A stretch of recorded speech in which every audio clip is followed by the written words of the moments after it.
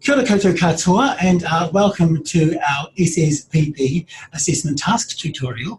Today we will be looking at Assessment Task 9, which is Advocacy and Self-Advocacy. So nice to have you here. My name is Edward, and today I'm joined by my trusty colleague, Grant. Got it, everyone. So Assessment Task 9, Advocacy and Self-Advocacy. What is advocacy, Grant Hocking? Advocacy is something that health professionals need to know about in case we have to act on behalf of one of our clients to assist them sort out an issue they may have with a third party. So they might not feel confident approaching the people to get changes that they need to occur, or they might not have the skill on how to do that. Mm-hmm. So often we'll find that we take on the role as an advocate to help our clients solve an issue. Right, okay, well that sounds pretty straightforward. I guess in terms of what we'll be covering today, we will be covering the SSPP Task Tutorial 9. This is the unit standards that it covers. It's only one unit standard, isn't it? Yeah, so that when you finish this assessment task, you will achieve Unit 23385, and that's worth 4 credits at level 3. Great. That's the rationale of this task, so that you're able to support and to maintain, improve, or restore a person's independence or their interdependence by utilising their existing strengths with the appropriate resources. Okay, so with this assessment task, this is what you'll need, and you'll find this on our website. We'll get to it in a minute, but there will be the Career Force Learning Guide. So really there's only one document that you'll need to look at, that's it there, and then you'll just need to download the assessment task. So you can find that assessment task right there at www.nts.org.nz.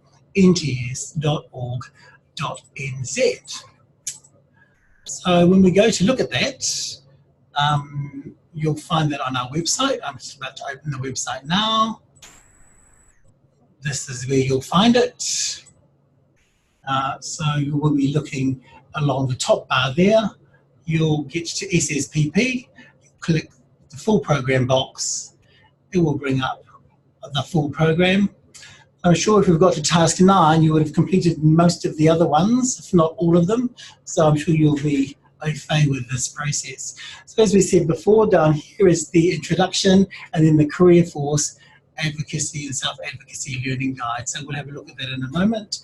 This is the assessment task. In order to get that, you'll just double click on that and you will download the document.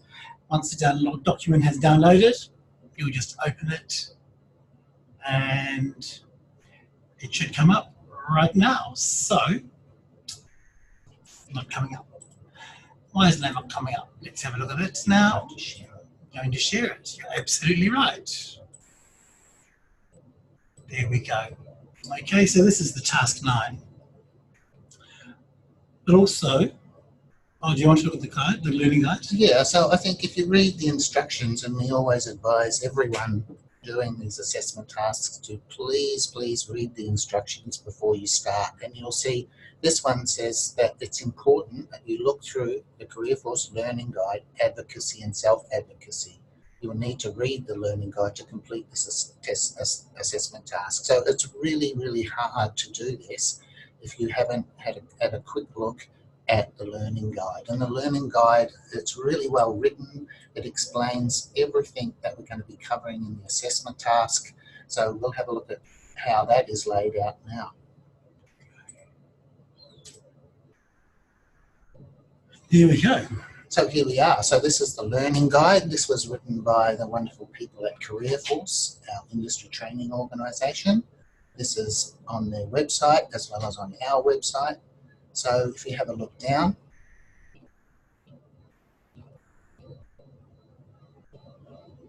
keep going, that's what it's going to cover.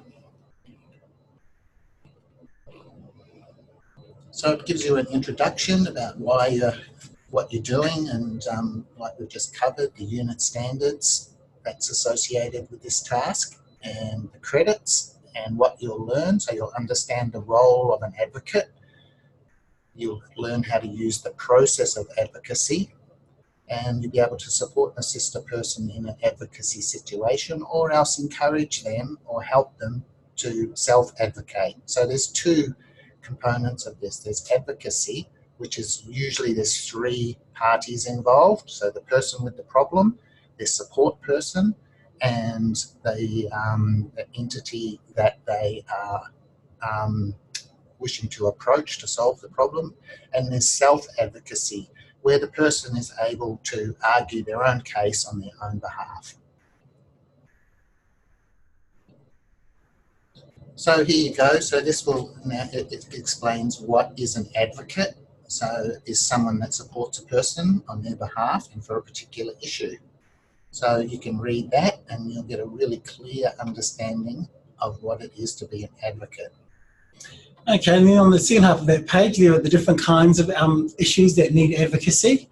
So, so one of the things that we find when we're looking at completed advocacy and self-advocacy assessment tasks when they come in from practitioners is they might have a client, for example, who has been to the GP to pick up their prescription of Champix, or varenicline as it's now called, and the GP says, no, you can't use this medicine because you're on blood thinning drugs. Right.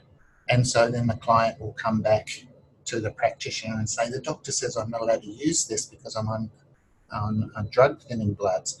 And the practitioner might know that there are no drug interactions with Champix. So it doesn't matter what other medicines the client is on, they can safely use Champix to help them stop smoking. So taking the role of an advocate, you would plan what you're going to say to the GP and how you're going to say it, and make sure you're covering all the needs of your client. And then the two of you, your client and you as the advocate, will go and see the GP and say, there's been a bit of a mistake here. Look at all the documents. It's perfectly okay for my client to use Champix. Right. So the client might not feel comfortable in doing that, or might not have the skills on how to go about that. So your role then as an advocate is to talk on your client's behalf to the GP and get that prescription of Champix that the client needs. Okay, that sounds pretty straightforward. Look, just if we go further down, we've got other different roles and responsibilities that an advocate may or may not do. So actually you're listening to a person's concerns and being responsive to the person, providing information to the person about their rights. So there is a whole list of things there that you could be doing as an advocate for you to have a look at, and that will help you when you're answering the assessment tasks. Oh, there we go. There's some information on self-advocacy, so it's good to read that, because one of our questions is, advocacy and self-advocacy, so you'll need to be able to write or show your understanding that you know what both are, and then it'll give you an opportunity to answer a question about what is an advocate. So, so a self-advocate, so there's the two differences here. So advocacy is when there's three people involved. So you as the advocate supporting someone. Self-advocacy is when the person with the problem approaches the organisation or the other party to try and get it solved, and they feel that they have the skills and the experience to be able to do this. So you can support someone to self-advocate by saying, don't get angry. That's not going to help. Right. Don't yell at people. That's not going to help either. You want to know what you're going to say, go in, calmly talk about your issue and ask for it to be resolved. And it can be as simple as taking a faulty toaster back. Say someone you know has bought a toaster at a store, and they get home and they plug it in, and only one side of the double toast mechanism is actually heating up, and so they might want to take that back to the shop. So they'll go in and they'll say, I bought this toaster, here's my receipt, it doesn't work, I'd like it replaced, please. And some people will feel comfortable doing that. That makes them able to self-advocate, and other people might need a bit of coaching on how to do that, and you can help there as well. Right. Over here we've got different types of processes that advocacy may take. So that's probably very good to have a look at, because that's going to help you answer our assessment tasks. In terms of, the areas that could be considered, when you're working as an advocate, about the boundaries, about being respectful, communicating well, planning, information gathering. This is things that you should already be doing in your practice. I would have thought if you've got to assessment task 9, we would have covered a lot of those values throughout the rest of our assessment tasks. So that gives you definitions of all of those titles, which is pretty straightforward, I would have thought.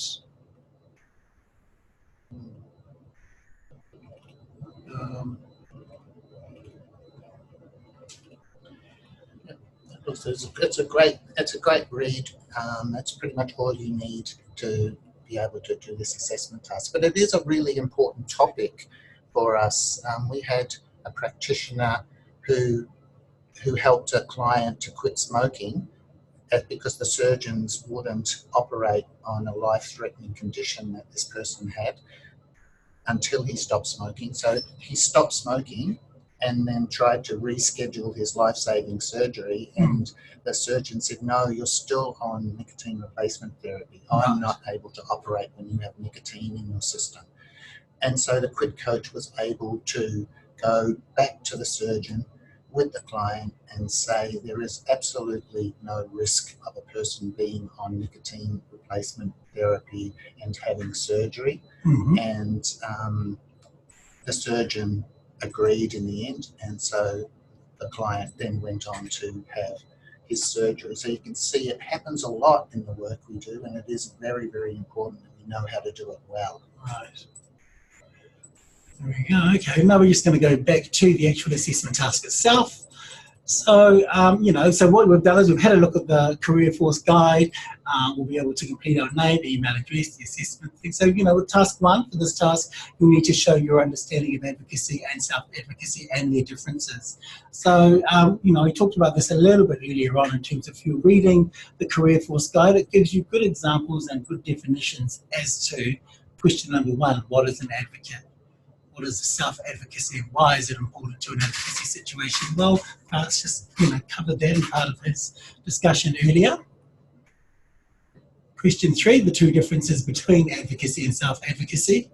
So, one was... Well, these are really simple questions. You don't need to write a lot, and the learning guide will tell you pretty much everything you need to know. So the first difference between advocacy and self-advocacy is in advocacy, there's 3 parties involved. Right. And in self-advocacy, there's usually 2 parties involved. And the second difference is that advocacy usually occurs when you have a complex or a tricky situation, whereas self-advocacy is often done on more simple situations that need resolving.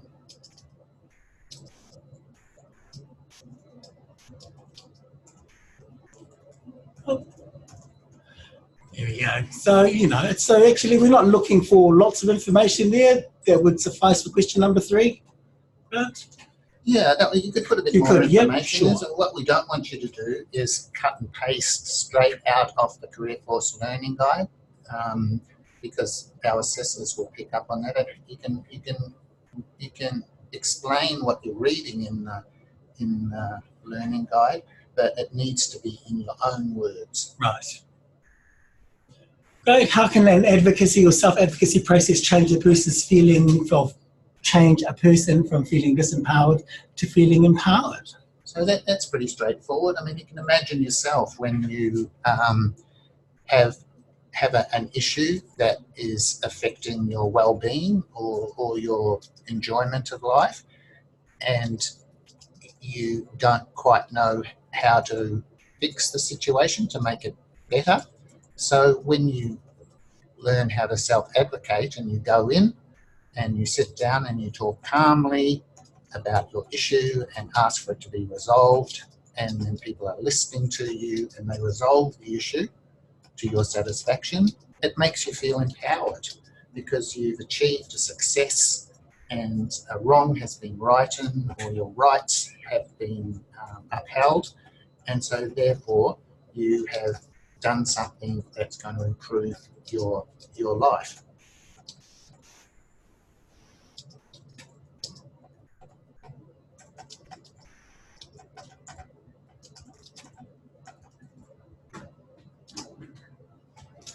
Excellent.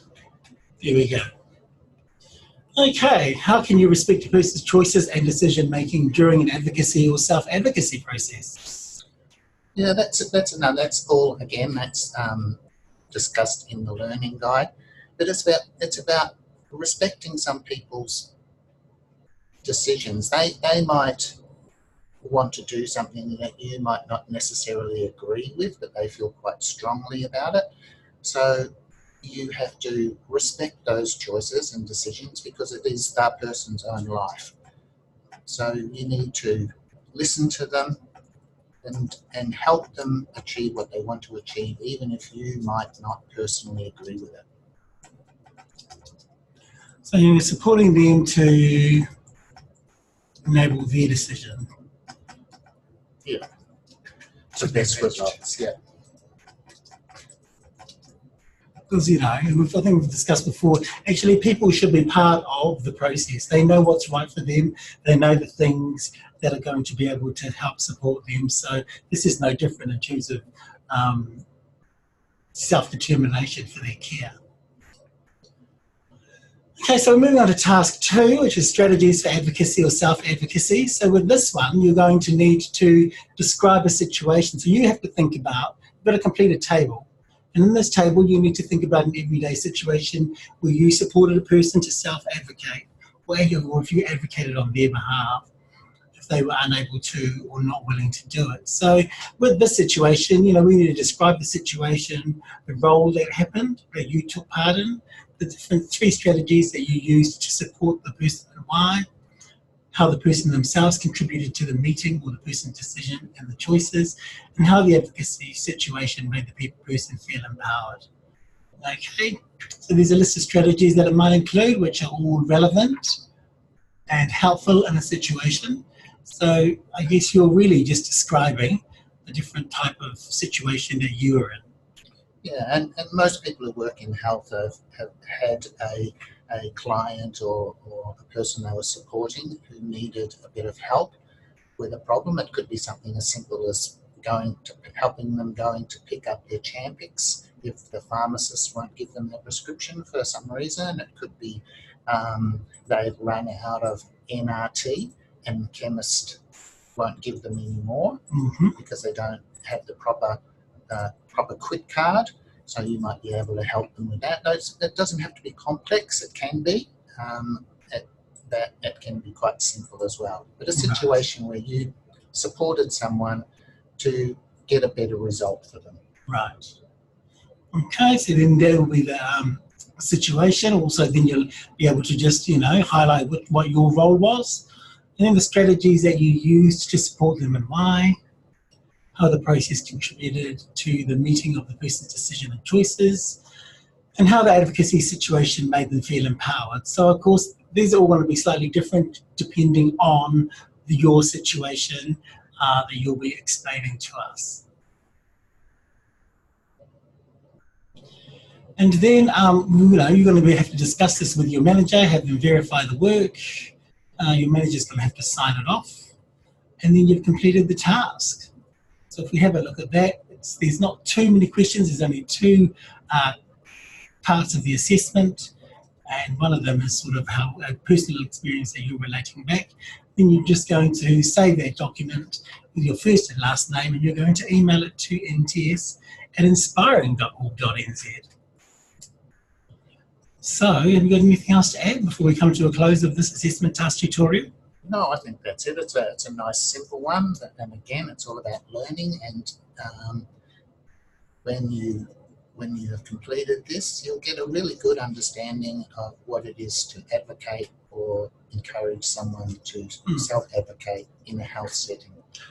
Great, and of course, as always, if you get stuck with anything, then you're more than welcome to email myself or Grant here at NTS, or you'll be able to get our phone numbers off our website. So if you get stuck or you have any questions at all, please make sure you come to us. We'll be more than happy to assist you with your inquiries. Okay, good luck with that, and we look forward to catching you another time right here on our assessment task tutorials. Ka kite.